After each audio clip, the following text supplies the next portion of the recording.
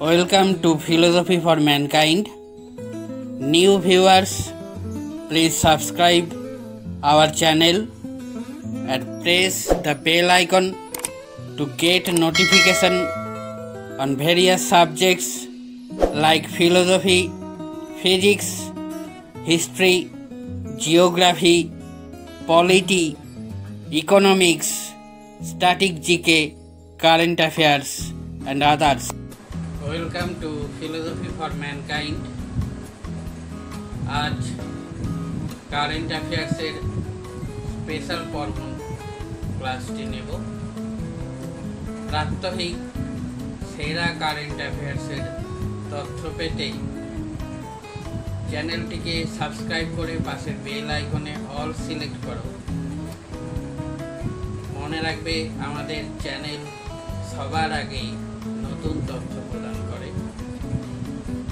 একই তথ্য কোনো কোনো চ্যানেলে কপি করা হচ্ছে, তো এই চ্যানেলে নির্ভরযোগ্য অর্থাৎ অথেন্টিক সমস্ত তথ্য পাবে। চলে এসো আজকের ক্লাসে। Today's current affairs at a glance। আজকে 11 এপ্রিলের at a glance ক্লাসটি নিচ্ছি। প্রথম যে তথ্য রয়েছে সেটি দেখে নাও। কেন্দ্রীয় শিক্ষামন্ত্রী রমেশ পোখরিয়াল বিশ্বের প্রথম মাইক্রো সেন্সর ভিত্তিক বিস্ফোরক প্রেস শনাক্তকারী ন্যানো স্নিফার চালু করুন। আবার বলছি, শুনে নাও।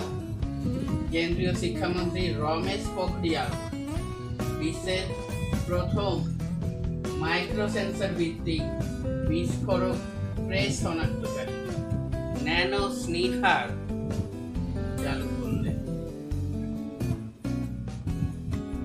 পরের তথ্যটি তোমরা দেখে নাও।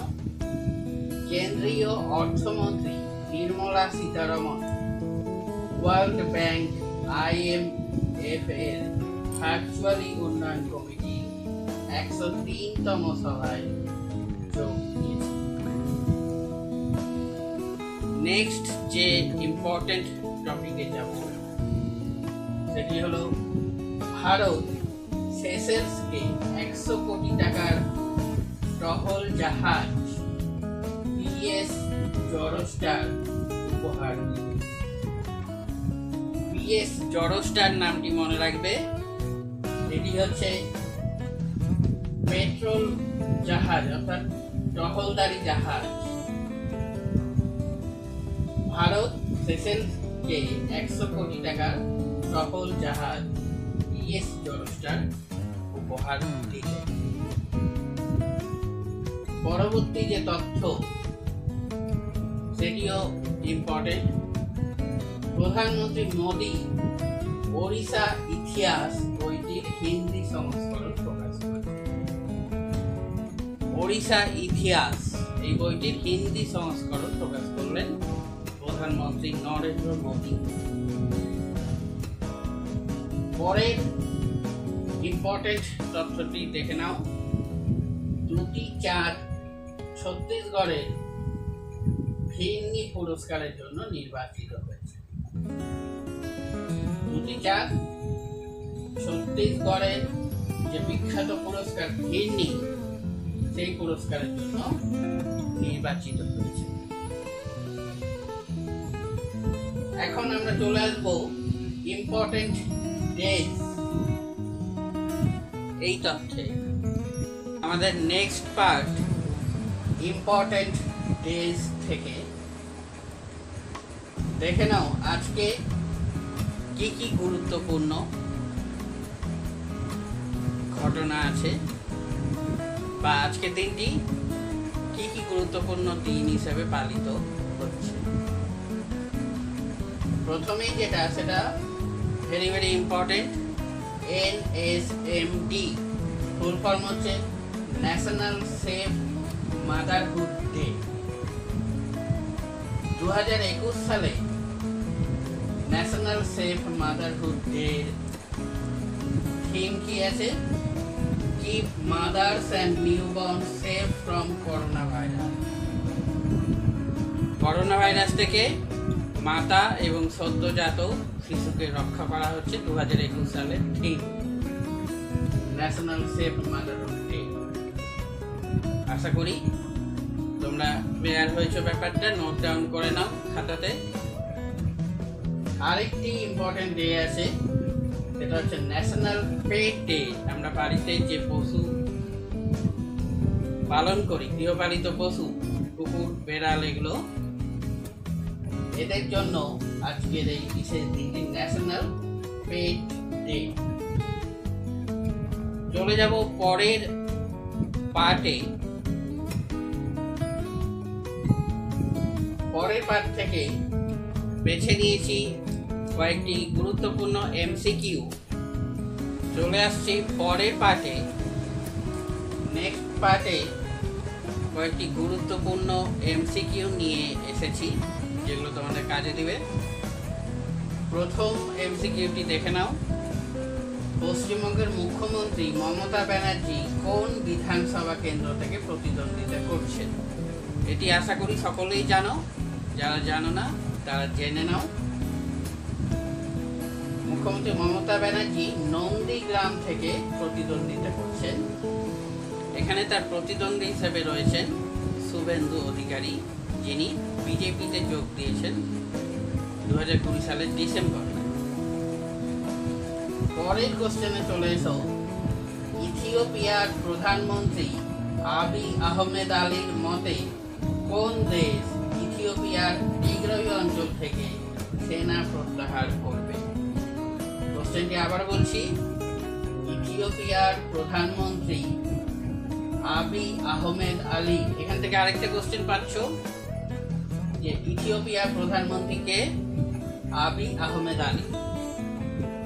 তার মতে কোন দেশ ইথিওপিয়ার টিগ্রই অঞ্চল থেকে সেনা প্রত্যাহার করবে? Sudan, Somalia, Kenya, Eritrea. এখানে অ্যান্সারটি হবে ইরিত্রিয়া। অর্থাৎ ইরিত্রিয়া এই দেশটি ইথিওপিয়ার প্রধানমন্ত্রী আবিই আহমেদ আলীর মতে ইথিওপিয়ার টিগ্রই অঞ্চল থেকে সেনা প্রত্যাহার করবে। পরের কোশ্চেনটি চলে এসো। এই কোশ্চেনটি অন্যরকম ভাবে তোমাদের ম্যাডাম অন্য এপিসোডে বলেছিলেন, এখন যেহেতু সেটা পেরিয়ে গেছে সেই জন্য কোশ্চেনটি এখন অন্যরকম ভাবে রেখেছি তোমাদের মনে করিয়ে দেওয়ার জন্য। কোশ্চেনটি দেখে নাও। কোন দেশের রাষ্ট্রপতির বিশেষ দূত জলবায়ুর জন্য সম্প্রতি ভারত সফর করলেন? মার্কিন, রাশিয়া, ফ্রান্স, কানাডা। উত্তরটি হবে মার্কিন। মার্কিন রাষ্ট্রপতির বিশেষ দূত জন কেরি সম্প্রতি ভারত সফর করলেন এশিয়া সফর করতে গিয়ে জলবায়ুর জন্য। যারা আগের সংখ্যাগুলো মিস করেছো কারেন্ট অ্যাফেয়ার্সে, তারা চ্যানেলের প্লে লিস্টে গিয়ে কারেন্ট অ্যাফেয়ার্স এবং স্ট্যাটিক জিকের প্লে লিস্টটা বের করবে এবং সেখান থেকে তোমাদের ক্লাসগুলো প্রয়োজন মতো দেখে নেবে। ডেইলি স্টাডির জন্য আমাদের ফেসবুকে দুটি গ্রুপ আছে, তোমরা চাইলে সেই দুটি গ্রুপে জয়েন করতে পারো।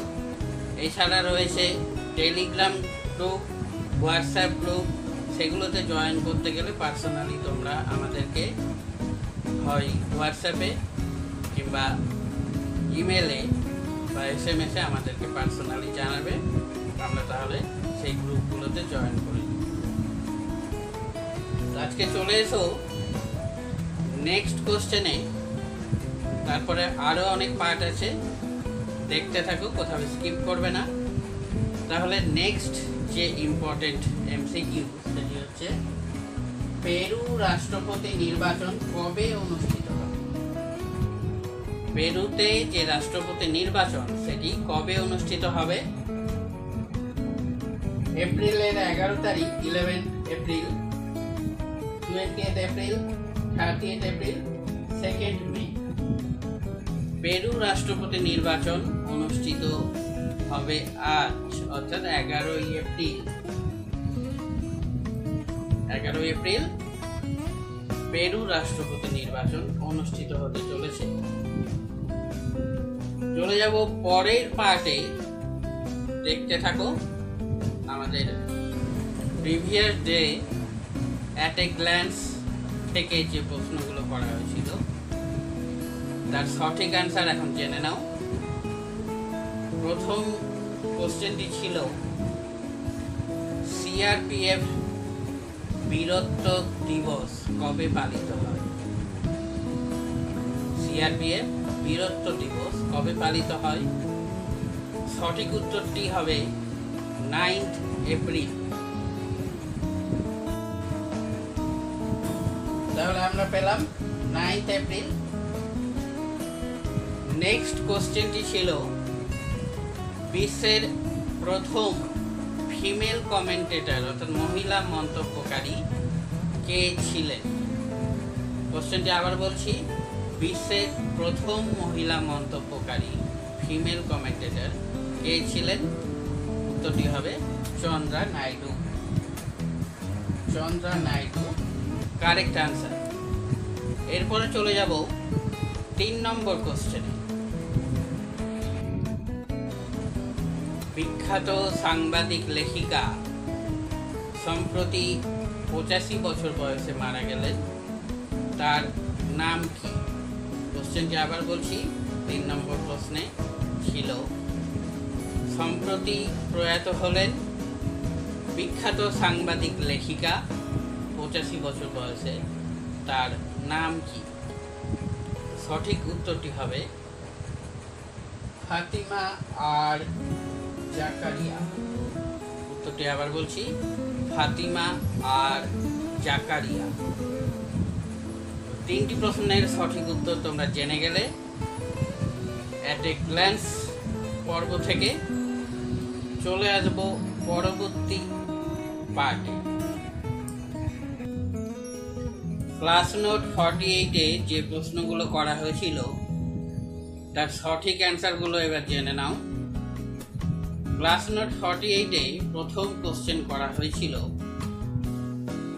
যে কোন দেশের রাষ্ট্রপতির বিশেষ দূত আগামী সপ্তাহে জলবায়ুর জন্য ভারত সফরে আসছেন, যেটা আজকেও আলোচনা করলাম যে সেই ব্যাপারটা ঘটে গেছে, অর্থাৎ ভারত সফরে এসেছেন তিনি। উত্তরটা হয়ে যাবে ইউএস, অর্থাৎ এখানে বললাম যে মার্কিন দূত জন কেরি ভারত সফরে এসেছিলেন এশিয়া সফর করতে গিয়ে। তাহলে আমরা সঠিক উত্তরটি পেলাম 1 নম্বর কোশ্চেনের, ইউএস বা মার্কিন দূত ভারত সফরে এসেছেন। পরবর্তী যে কোশ্চেনটি সেটি ছিল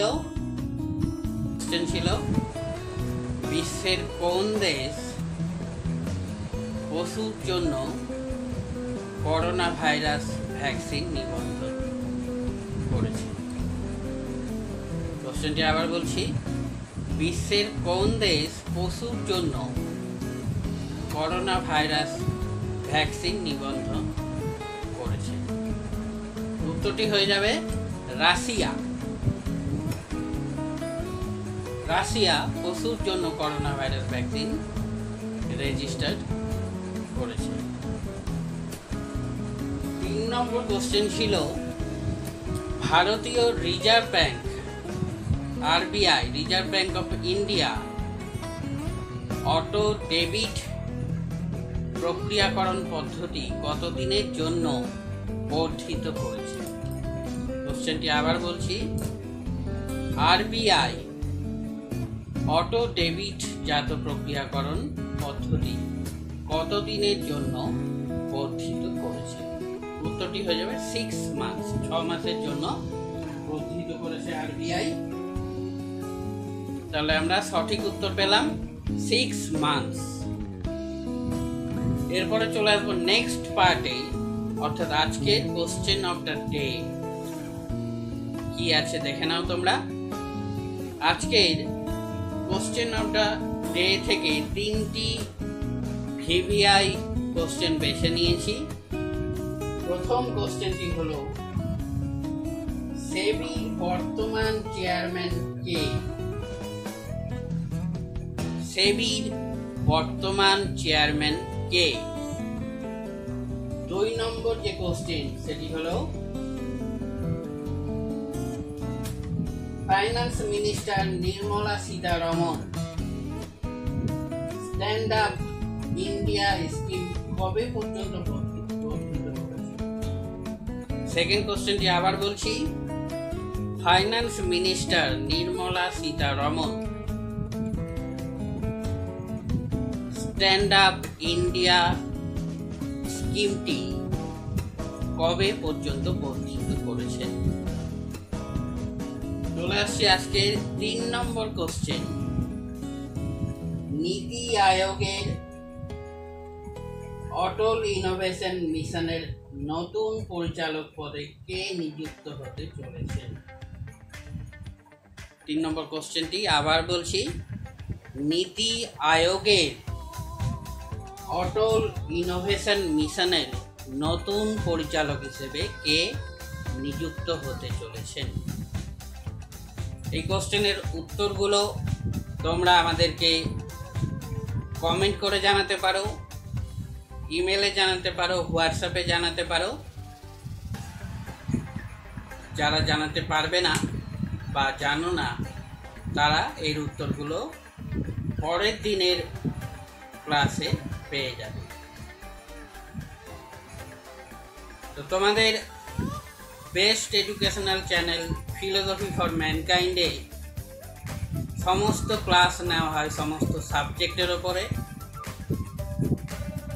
তোমরা দেখতে থাকো তোমাদের সকলের favourite channel philosophy for mankind.